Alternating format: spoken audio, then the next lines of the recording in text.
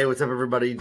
Jeremiah Krakowski here, and I want to go over some of the 5 reasons why right now people are having struggles with their Facebook ads, especially with iOS 14 going on.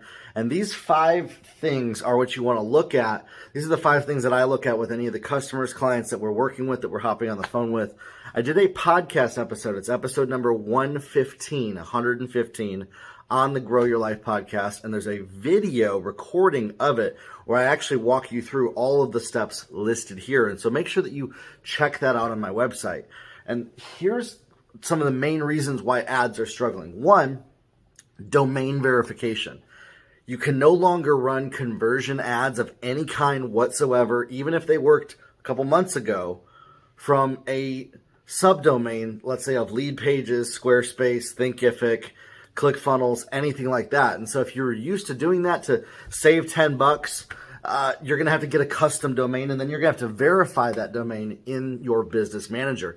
Facebook will not let you run any ads until you do that. And we've actually seen this affect our campaigns, but it's very easy to get that done. Again, in the podcast episode number 115, I walk you through that. And I'm going to put a link to the podcast episode in this post for you. It's actually very easy. It takes a couple minutes to do. It's not difficult at all, okay? The next one is your conversion events. Make sure that you're having your goal be the furthest out conversion event that you can set it to, that you get a response from. Now, what do I mean by that? We ran a lead gen campaign with a client this past week, and in the past, you were able to run a conversion event to if people click a button or if they visit a page or a traffic ad. Now, unfortunately, those don't work at all.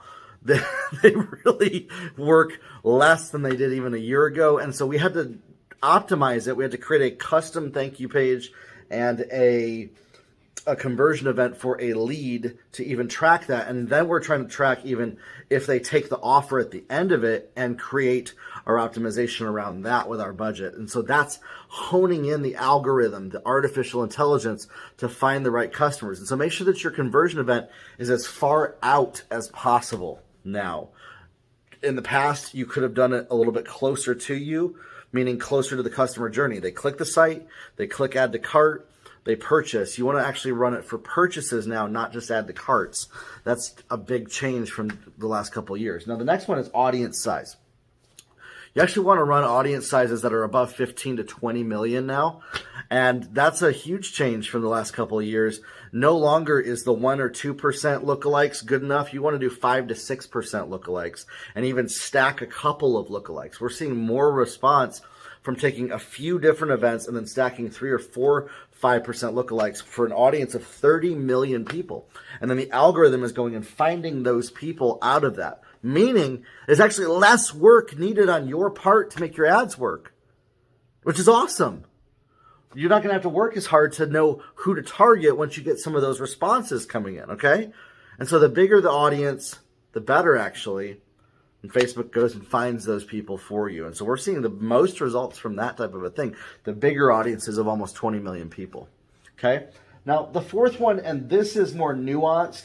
This is what I end up coaching people on and helping consult them. A disconnected ad, a disconnected campaign. You're not connecting with the customer. They have no interest in what you're selling. It's not connecting with them, and it's not connecting with your offer. It's just broken. It's just not even like, this does not equal that, and your consumer is seeing that, and they're just like, they don't get it either. Okay? And so that's a big issue that as you learn and as you grow creating ads, you're going to want to make sure that everything is connected psychologically with the customer's needs, emotions, desires, not just information, but rather telling stories, okay? Storytelling is so important, especially in your ads, is telling stories about what the customer can expect to get on the other side of it. And then the last one is too little creatives. I see people running an ad campaign with one graphic, one picture, and then complaining that it's not converting.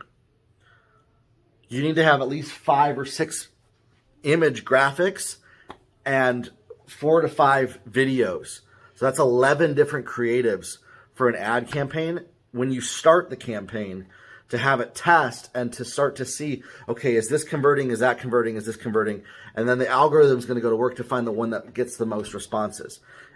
If you're just trying to get one creative to work, I don't know if one creative is going to work. And so if I don't know that after spending millions of dollars on ads over the years, you're not going to know that either. And so you need to put up multiple creatives. Some examples of good creatives are customer testimonials and case studies. You could pull some copy from your landing page, put that on some text, maybe a headline on a graphic. You can create these graphics in Canva very easily. I know Russell Brunson just released funnel images as well, which is a platform that's kind of like Canva, but it's more strategically designed for internet marketing and even ad templates, which is awesome.